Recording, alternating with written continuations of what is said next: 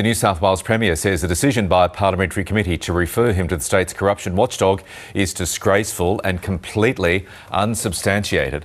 Miles Holbrook-Walker is in Sydney and joins us now. Now, Miles, good morning. Referrals to ICAC in New South Wales are something of a political sport.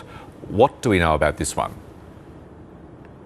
Yes, that's right, Michael, and it's worth noting that a referral doesn't necessarily mean the ICAC will actually take up an investigation. So what does this referral actually deal with? Well, it's regarding the Premier Chris Minns and his relationship with Steve McMahon, who's with the Australian Turf Club, and a proposal to develop housing at the Rosehill Racecourse in Western Sydney. Now, this was a proposal to relocate the racecourse and build instead a series of housing blocks that could total up to 25,000 when complete, alongside a Metro West train station. Now, the Metro is a new major and significant part of the transport network in Sydney, and the idea being that they want to connect significant housing projects right around the city and the greater Sydney area to these projects. And so Rosehill then potentially earmarked to the Premier as a site.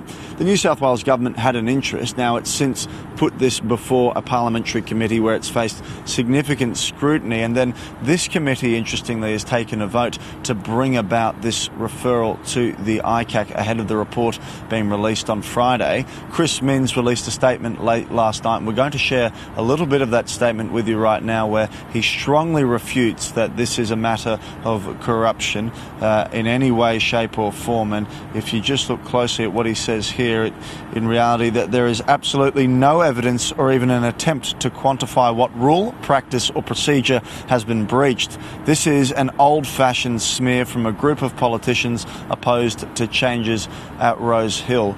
So you can hear there very strong words from the Premier, and he's talking about this parliamentary committee and its opposition to Rosehill. It is worth noting the people who make up this parliamentary committee are predominantly crossbenchers and the opposition. There's 4 crossbenchers and then 2 members of the Liberal opposition and National Party as well, along with 3 members of the Labor Party. And of course, will this referral actually go anywhere really remains to be seen.